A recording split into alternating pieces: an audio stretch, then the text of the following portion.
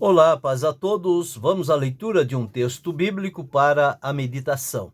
Encontramos na segunda epístola de Paulo aos Tessalonicenses, no capítulo 2, versículos de 1 a 7.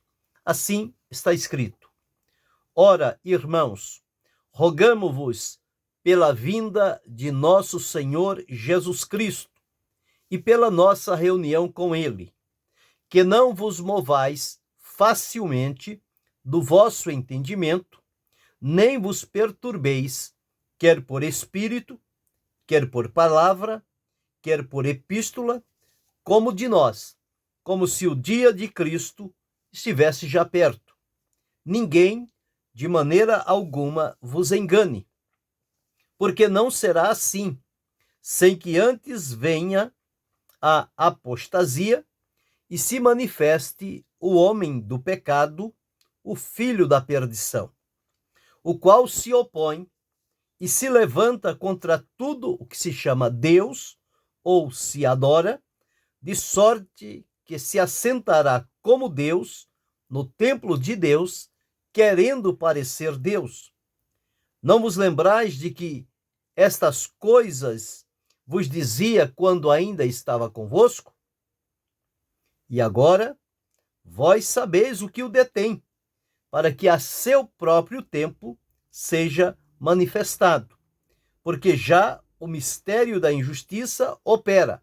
Somente há um que agora resiste até que do meio seja tirado. Esse texto traz para nós uma situação adversa que estava acontecendo na igreja de Tessalônica. Quando nós falamos sobre esta igreja, uma igreja que começou muito bem, muito espiritual, instruída, alicerçada, e aqui no capítulo 1 desta segunda epístola, ela é apresentada como uma igreja viva, que está progredindo na fé, na caridade, a despeito de perseguições que ela enfrenta no seu dia a dia. Isso é natural. O próprio Jesus disse que o inferno se levantaria contra a igreja para procurar impedir o seu progresso, o seu crescimento, o seu alcance, conforme Jesus havia determinado. Então vamos observar dentro desse texto que lemos características de uma igreja pressionada. O que é que acontece quando uma igreja é pressionada? Pressões, nós podemos entender, pressões, elas vêm de fora para dentro. É um forçar ou querer limitar, numa linguagem bem popular, é encurralar, colocar o povo, a igreja de Deus, numa situação que ela fique sem nenhuma saída, a não ser que ceda àquela pressão. Do contrário, ela ficará pressionada, ameaçada e limitada. E quando Paulo escreve esta epístola, ele traz, podemos entender, dentro deste texto, algumas situações que foram apresentadas a esta igreja poderosa, viva, vibrante, frutífera, nas mãos do Senhor, uma igreja modelo para qualquer uma daquela região. No entanto, neste capítulo 2, quando ele traz aos irmãos esta palavra, chamando-os para que eles não se deixassem levar pela situação, levar pelo que estava acontecendo, mas que eles se mantivessem focados no propósito principal. Então, no versículo 1, o apóstolo diz: Ora, irmãos, rogamo-vos pela vinda de nosso Senhor Jesus Cristo e pela nossa reunião com ele. O que Paulo pega aqui é a esperança gloriosa que alegra, que desperta, que anima o crente. a esperança da volta gloriosa, maravilhosa e poderosa do Senhor Jesus Cristo. E como ele disse que nós haveremos de encontrar com ele. Este encontro está marcado no ato da revelação, que nós seremos arrebatados até aos ares, o Senhor descerá dos céus até os ares, e ali será então a nossa reunião com ele. Paulo evoca esta expectativa que ela deve estar bem viva e aprofundada no nosso coração. Nós temos que viver em função da promessa que nos foi feita pelo Senhor Jesus. Ele virá outra vez e nos levará para si mesmo. Quando ele coloca este fato, esta esperança, esta promessa como motivo para o que ele vai dizer, significa, no nosso entendimento, que ele estava com isto procurando reviver a alegria, a esperança, a expectativa daquele povo, mesmo diante de situações que estavam acontecendo ali diante daquela igreja, no intuito de desvirtuá-la, frear o seu crescimento e fazer morrer a esperança, principalmente da vinda gloriosa do Senhor Jesus Cristo. Então, observe as palavras que ele diz aqui, que nós podemos entender características de uma igreja quando pressionada. Então, aqui está. Ele, após evocar o motivo, a vinda do Senhor e a nossa reunião com ele, ele então exorta aqueles irmãos dizendo assim: que não vos movais facilmente do vosso entendimento, ou seja, da compreensão que eles tiveram do Senhor Jesus, que eles não se deixassem mover ou mudar facilmente, que não fosse uma presa fácil diante da primeira pressão, eles então cederem e deixar-se levar por aquele momento. Então o que ele diz é: não vos movais facilmente no vosso entendimento. E não somente isto, mas ele também diz: e nem vos perturbeis. Por quê? Porque a pressão, ela traz perturbação. A pressão, ela coloca diante das pessoas uma única solução, que é exatamente o objetivo da pressão. Se não for por aquele meio, todos os outros caminhos estão fechados e não tem como mover-se numa situação como aquela. Quando Paulo afirma isto, dizendo para não mudar, não mover facilmente do entendimento, nem se deixar perturbar. Agora observe qual era a estratégia, quer por espírito, quer por palavra, quer por epístola, como sendo de nós. Então veja, pessoas dizendo que estão falando pelo Espírito, pessoas que estão trazendo palavras, e outros com epístolas, à semelhança daquelas que o apóstolo escrevia, dando a entender que também era um daqueles que estavam no comprometimento de servir ao Senhor, quando na verdade isto somente era um engodo para procurar enganar aqueles irmãos e aquela igreja, e uma vez enganada, ela seria facilmente derrotada pela pressão que sofreria. No entanto, o que Paulo diz é o seguinte, que eles não deveriam deixar-se levar por esse espírito estranho, por essa palavra estranha, por essa epístola estranha, mas como que dizendo a eles que deveriam manter-se firme na esperança da glória de Deus, da volta de Jesus e na firmeza de fé. No versículo 3, nós entendemos aqui, onde ele diz: ninguém de maneira alguma vos engane. O engano vem ele não vem de maneira aberta e clara, mas ele vem nas entrelinhas, ele vem à escondida, este engano que é semeado no coração das pessoas.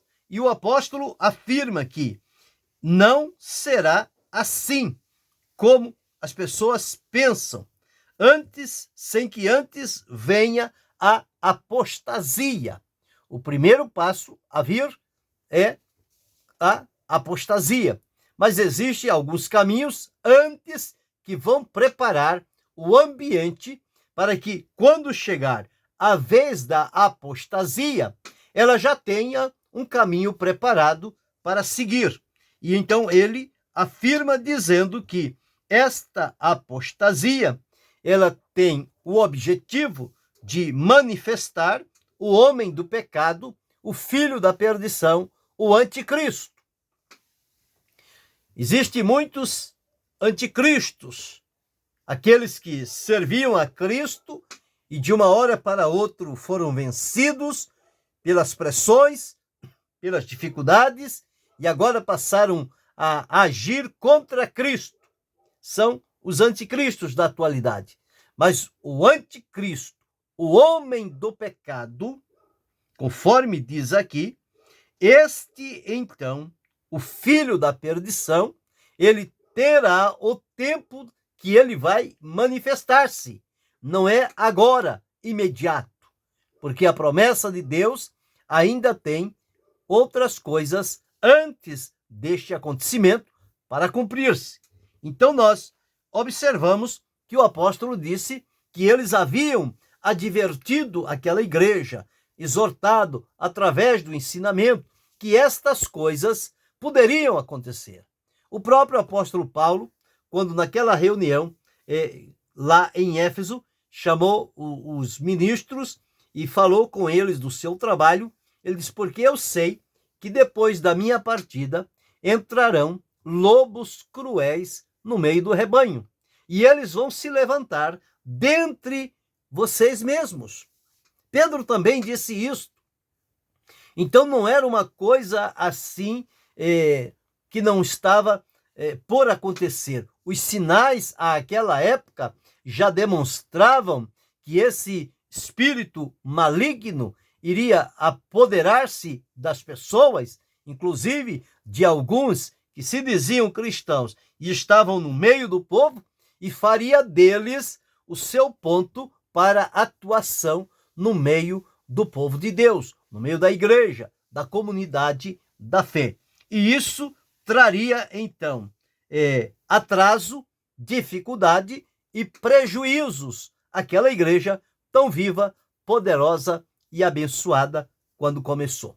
Então, dito isto, nestes versículos, nós encontramos que a igreja que foi descrita aqui, no capítulo 1, como uma igreja poderosa, que avançava na fé, na caridade e diante de perseguições, ela não se curvava, ela seguia adiante. Por outro lado, nós encontramos agora ela diante de uma pressão difícil e perigosa. Então, esta igreja passou por momentos difíceis, sendo pressionada e sufocada pelas forças espirituais da maldade. Foi o que Paulo disse em Efésios, que a nossa luta não é contra a carne e o sangue, mas contra o principado das trevas, conforme ele diz aqui. Não temos que lutar contra a carne e o sangue, mas sim contra os principados, contra as potestades, contra os príncipes das trevas deste século, contra as hostes espirituais da maldade nos lugares celestiais. Então, é esta pleiade de ações que são feitas mediante essas forças espirituais alimentadas pelo mal para sufocar e pressionar a igreja de Deus para que ela perca o seu direcionamento e o seu rumo, o seu objetivo. No entanto, Jesus disse edificarei a minha igreja e as portas do inferno não prevalecerão contra ela. O inferno não tem o poder de prevalecer contra a igreja do Senhor. No entanto, é preciso o cuidado, porque uma igreja e um povo pressionado, se não se mantiver ao princípio da palavra de Deus e da fidelidade diante do Senhor, ela pode se deixar levar por esta pressão e abrir brechas e perder então a visão pela qual ela vinha caminhando. Então, as circunstâncias é a primeira pressão que veio para a igreja. Então, as circunstâncias pressionavam aquela igreja. E circunstâncias é o dia a dia das pessoas. São as coisas que vão aparecendo, o momento, o ambiente, o estado das pessoas. Tudo isso está ligado às circunstâncias do tempo. E um tempo perigoso, semelhante àquele que a igreja de Tessalônica viveu, é o que nós estamos vivendo nessa pós-modernidade.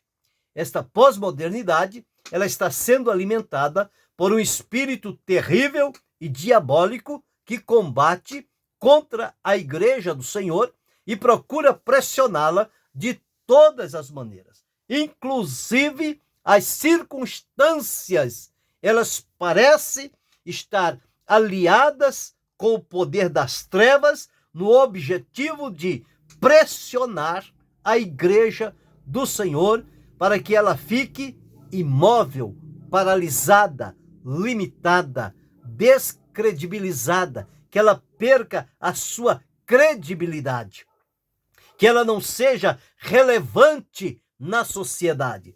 O objetivo das circunstâncias é esta. E as circunstâncias que nós vemos, elas estão por todas as partes. Acabar com a família, acabar com a fé, acabar com o amor entre as pessoas. Tudo isso está procurando ruir os princípios que foram estabelecidos pela palavra de Deus dentro do coração dos salvos, da igreja do Senhor. Então nós vemos isso hoje em dia. As pessoas estão lutando contra famílias, contra princípios absolutos, procurando substituir a Deus por outras coisas e colocando em dificuldade tudo aquilo que nós encontramos que o sustentáculo é pela palavra de Deus. Então, quando se perde o absoluto, abre mão pelo relativo, e o relativo abre brecha para que as circunstâncias venham, então, a pressionar e fazer força para combater contra a igreja do Senhor.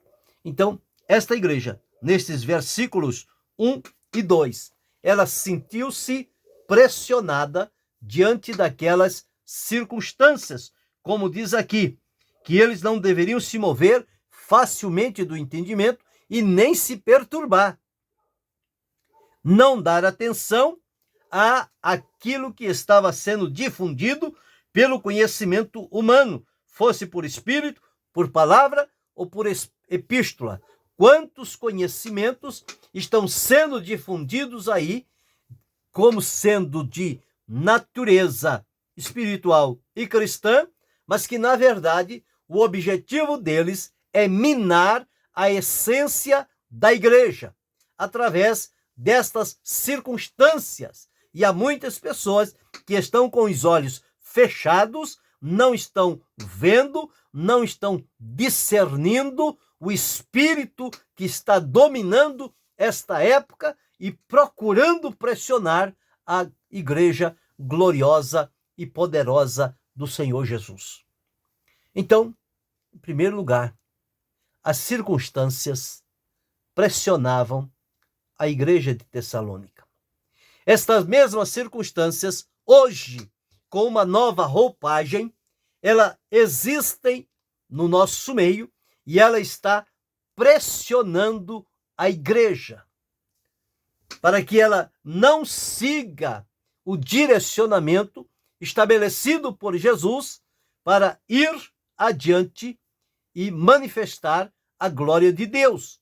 Mas o objetivo da circunstância, ao pressionar, é paralisá-la, desvirtuar, tirar o que há de precioso na igreja de Deus e colocar o humano.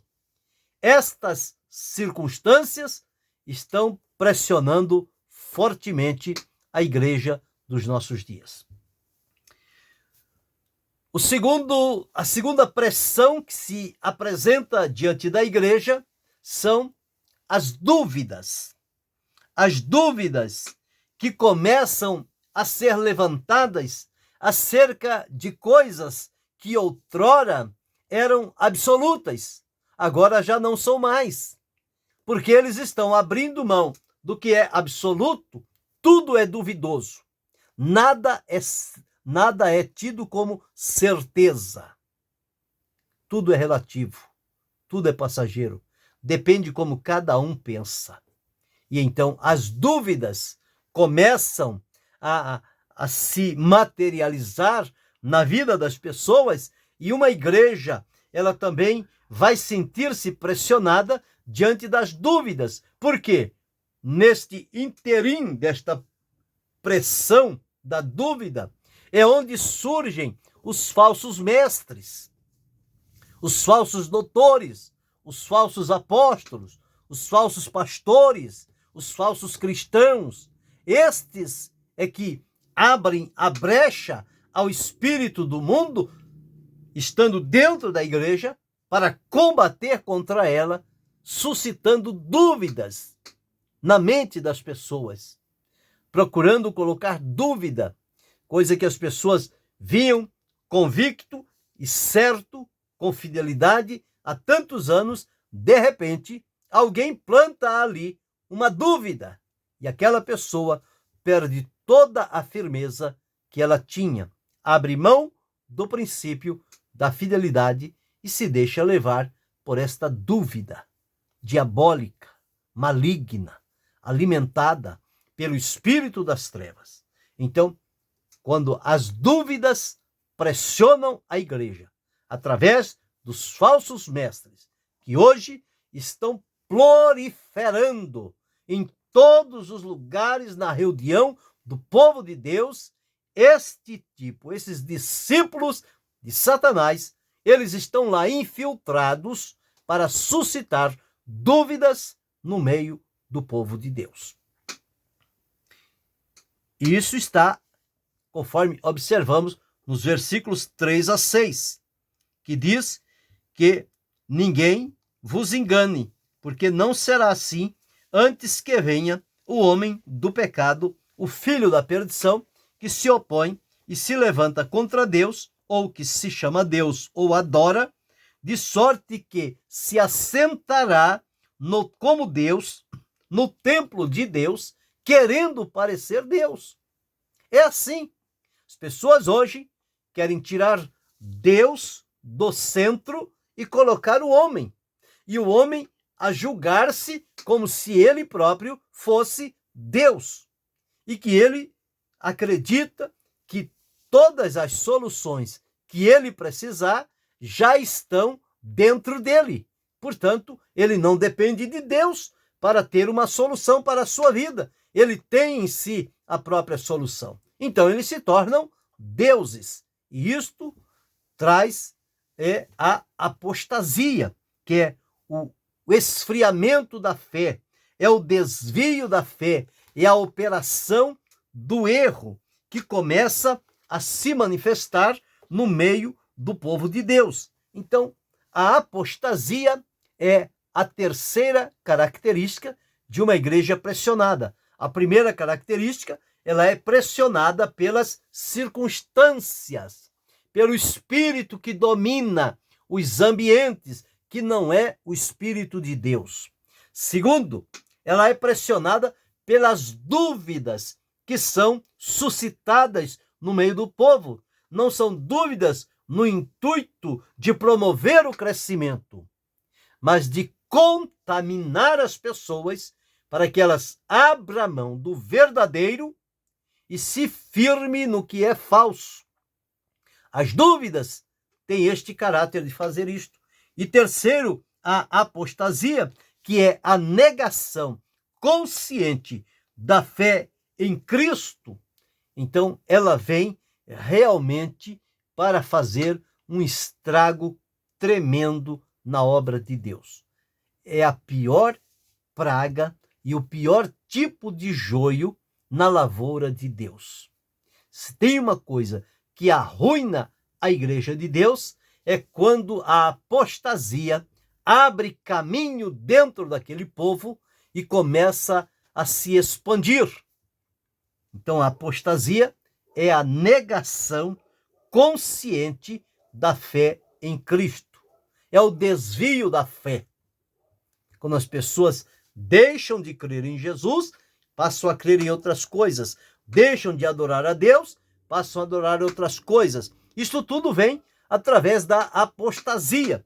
Então, quando olhamos esta igreja viva, poderosa, triunfante, vencedora, mas em dado momento ela se defrontou com esta situação de pressões que começaram a vir diante dela, momentos difíceis. E toda a igreja, todo salvo, enfrentará em algum tempo ou outro estas pressões. Então é preciso ter muito cuidado, estarmos ligados no que diz a palavra de Deus e não nos deixar levar por esse estado de coisas. 3 situações ou 3 características de uma igreja pressionada. As circunstâncias pressionam a igreja. As dúvidas pressionam a igreja.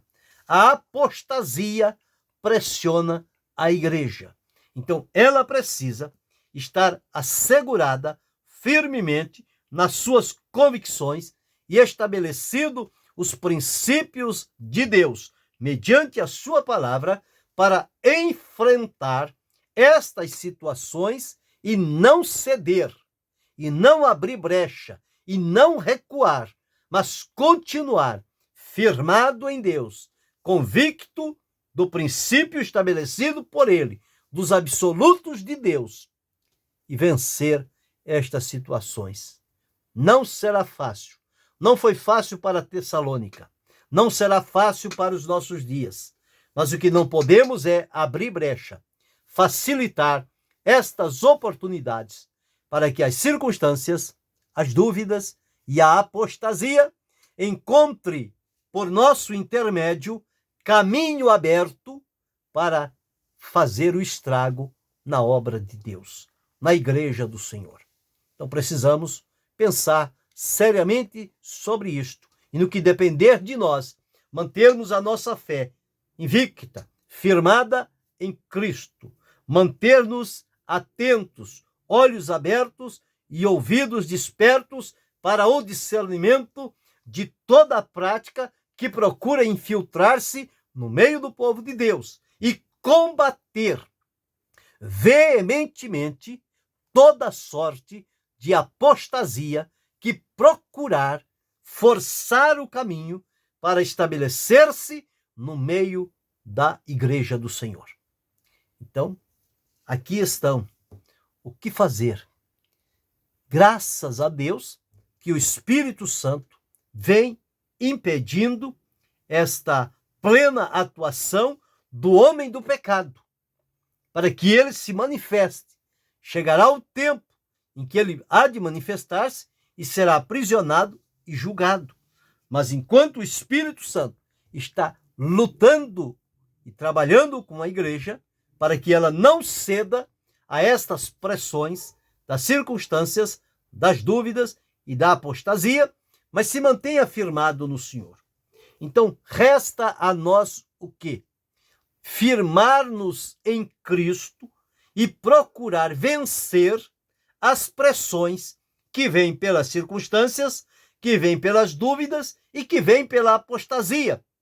Se nós estivermos firmados em Deus, nutridos com a sua palavra, nós vamos enfrentar estas três características que procuram pressionar a cada um de nós e a igreja na coletividade: a circunstância, a dúvida e a apostasia.